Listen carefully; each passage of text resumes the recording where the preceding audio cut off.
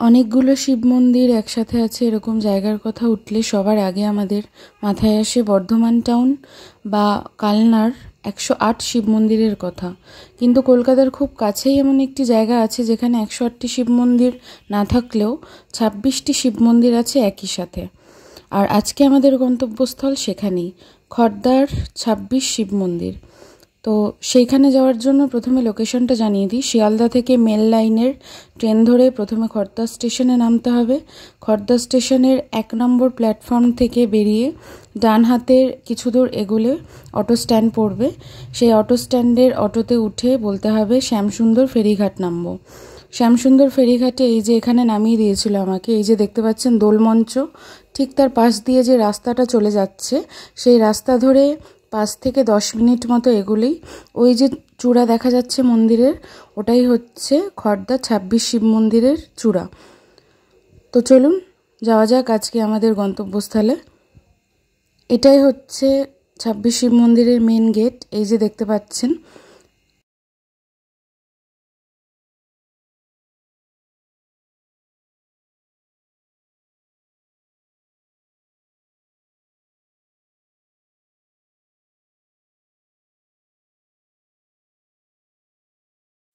চলুন তাহলে ভেতরে প্রবেশ করা যাক। প্রথমেই একটা কথা আপনাদেরকে বলে রাখি, 26টা শিব মন্দির হলেও এই প্রাঙ্গণে, এই মাঠটা জুড়ে কিন্তু রয়েছে মোট 20টা শিব মন্দির, আর বাকি 6টা শিব মন্দির রয়েছে অন্য সাইডে গঙ্গার দিকে মুখ করে। সেই বাকি 6টা শিব মন্দিরও আপনাদের দেখাবো পরে।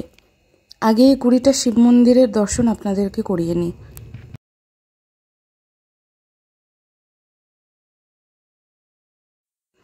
এই শিব মন্দিরগুলো কিন্তু বাংলার আটচালা শিল্পরীতির নিদর্শন হিসাবে প্রতিষ্ঠা করা হয়েছিল বহু বছর আগে। বর্তমানে খড়দা 26 শিব মন্দির archaeological department of India, Kolkata circle দ্বারা সংরক্ষিত।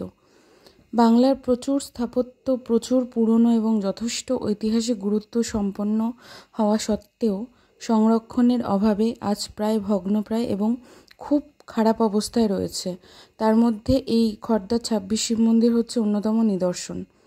কথাটা শুনতে খুব খারাপ লাগলেও এটাই সত্যি, কারণ বহু বছর ধরে সংরক্ষণের অভাবে মন্দিরের প্রত্যেকটা মন্দিরের গায়ে এমন প্রচুর কাজ করা ছিল যেগুলো অমূল্য আজকালকার দিনে দাঁড়িয়ে, সেগুলো খসে খসে পড়েছে। মন্দিরের গায়ের ইট প্রচুর খসে পড়েছে, পাথরের কাজ নষ্ট হয়ে গেছে।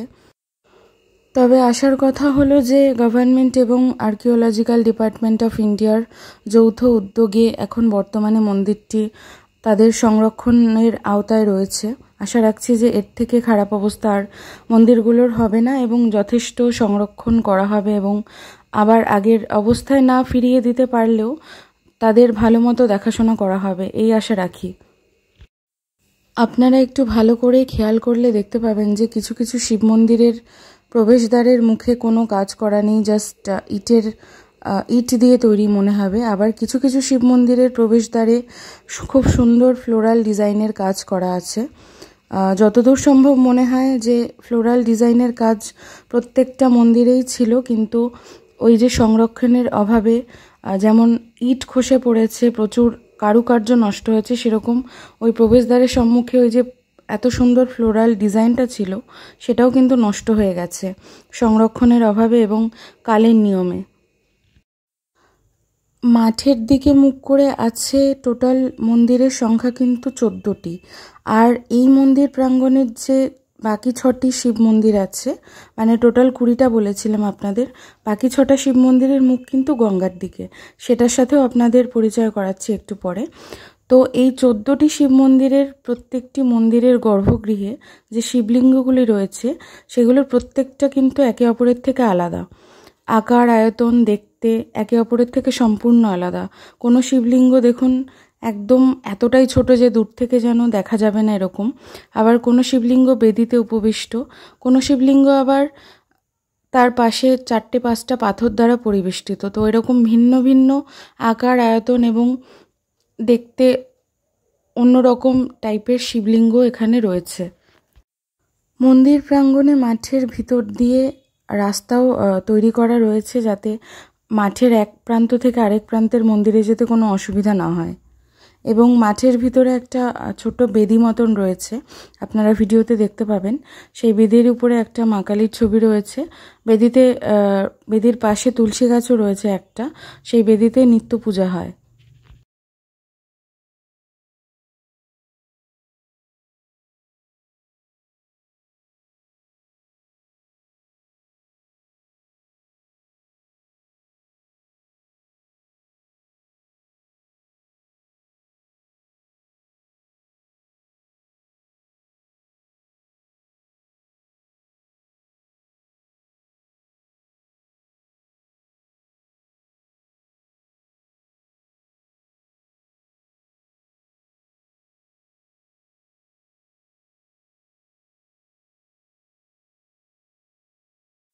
এবারে এই মন্দিরের ইতিহাস সম্পর্কে একটু জেনে নেওয়া যাক।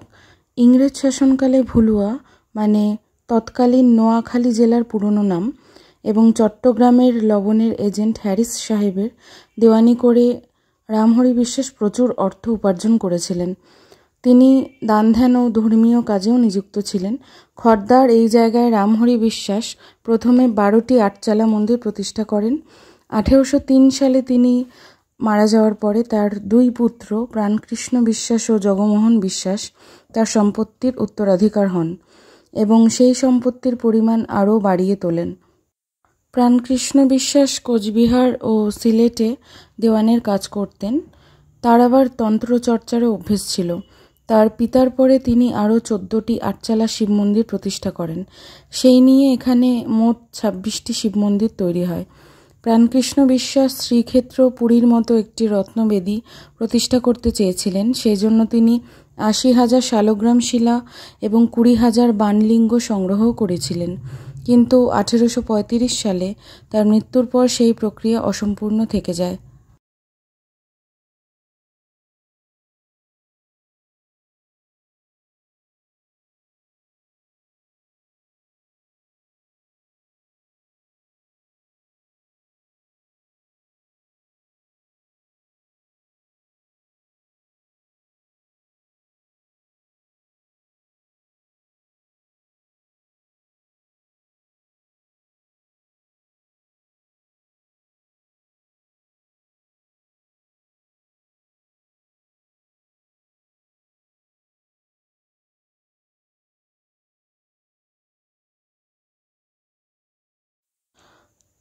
এই বেদির কথাই আপনাদেরকে কিছুক্ষণ আগে বললাম।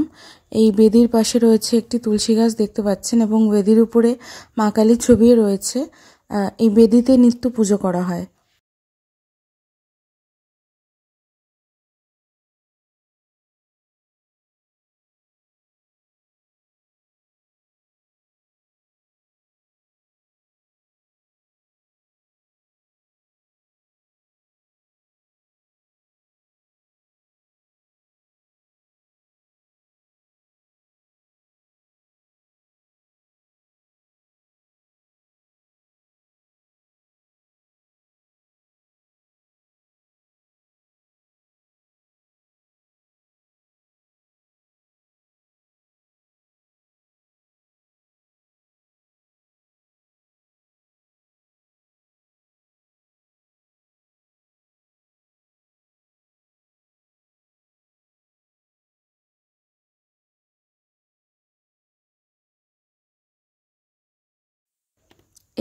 এই শিব মন্দিরের গর্ভগৃহে শিবলিঙ্গ 5টি পাথর দ্বারা পরিবেষ্টিত।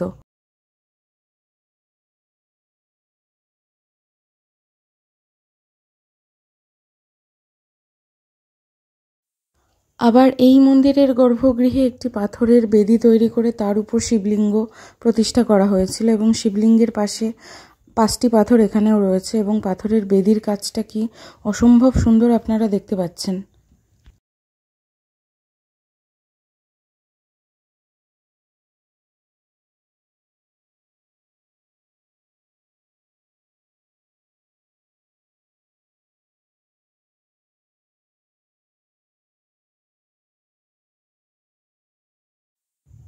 এতক্ষণ ধরে এই মন্দির প্রাঙ্গণের 20টা শিব মন্দিরের মধ্যে 14টার সঙ্গে আপনাদের পরিচয় করালাম। বাকি 6টা একটু আগে বললাম যে গঙ্গার দিকে মুখ করে তৈরি করা হয়েছিল।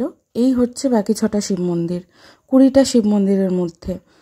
তো এই 6টা শিব মন্দিরের অবস্থা একটু ভালো বলে মনে হলো ভিতরের 14টা শিব মন্দিরের থেকে, এবং এই 6টা শিব মন্দিরের শিবলিঙ্গগুলো কিন্তু যথেষ্ট বড় আপনারা দেখতে পাচ্ছেন, এবং সাধারণত আমরা শিব মন্দিরে যেরকম শিবলিঙ্গ দেখে অভ্যস্ত সেরকম শিবলিঙ্গই এখানে রাখা রয়েছে।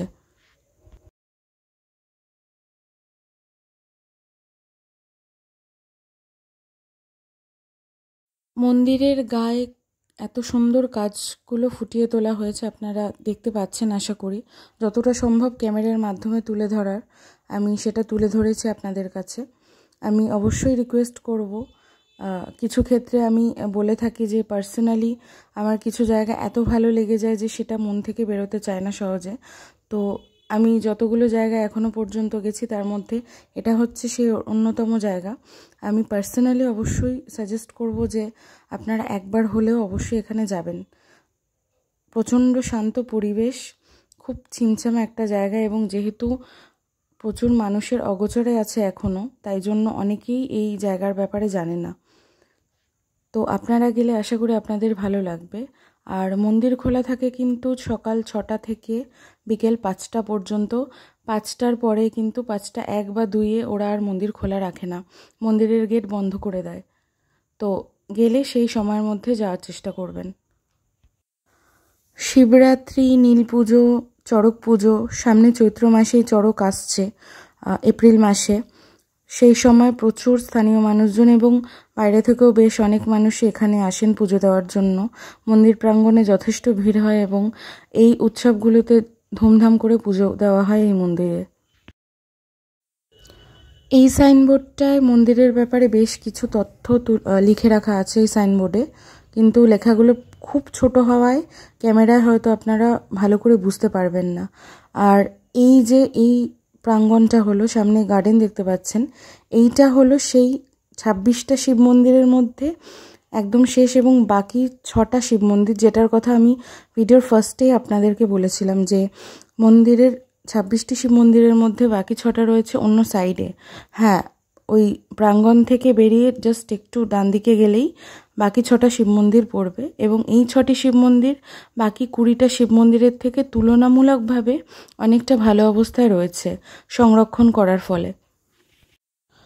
এই মন্দিরের গর্ভগৃহের মুখও গঙ্গার দিকে মুখ করে তৈরি করা হয়েছিল, এবং এই 6টি শিব মন্দিরের গর্ভগৃহের শিবলিঙ্গগুলোও ওই আগের 6টি শিব মন্দিরের মতো যেরকম সাধারণ শিবলিঙ্গ তৈরি হয় থাকে মন্দিরে, সেরকমই দেখতে এবং উচ্চতায় এবং আয়তনে যথেষ্ট বড়।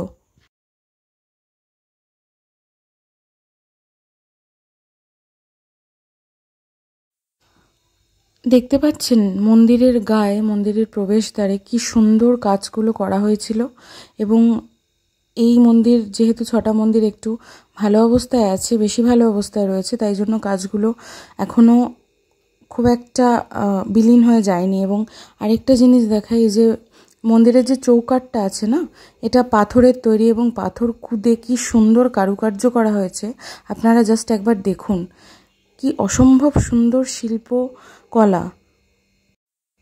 আশা রাখবো যে এই মন্দিরের কারুকার্যগুলো এখনও অবশিষ্ট রয়েছে সেগুলো যেন আরও ভালো করে সংরক্ষণ করা হয়, যাতে সেগুলো অবলুপ্ত না হয়ে যায়।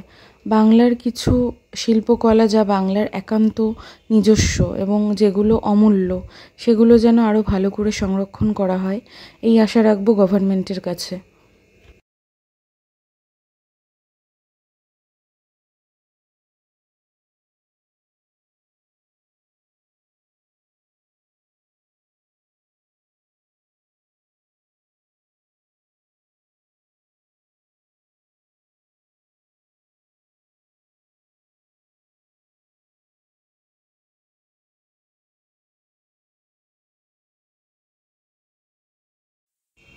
এটা হচ্ছে মন্দিরের কাছে যে গঙ্গার ঘাটটি রয়েছে সেই ঘাটটি, এটা হচ্ছে ঘাটের প্রবেশদ্বার, সিঁড়ি, এবং এই যে হচ্ছে গঙ্গা, এবং ঘাটের কাছের অবস্থাও কিন্তু খুব একটা ভালো নয়, এটাও যেন তাড়াতাড়ি সংস্কার করা হয় সেটারই আশা রাখবো। আর আজকের ভিডিওটা এখানেই শেষ। কেমন লাগলো অবশ্যই আমাকে কমেন্ট করে জানাবেন। ভালো লাগলে বন্ধুদের সাথে শেয়ার করবেন, লাইক করবেন এবং চ্যানেলটিকে সাবস্ক্রাইব করে আমার পাশে থাকবেন। দেখা হচ্ছে নেক্সট ভিডিওতে। ততক্ষণের জন্য সবাইকে টাটা। সবাই ভালো থাকবেন, সুস্থ থাকবেন। ধন্যবাদ।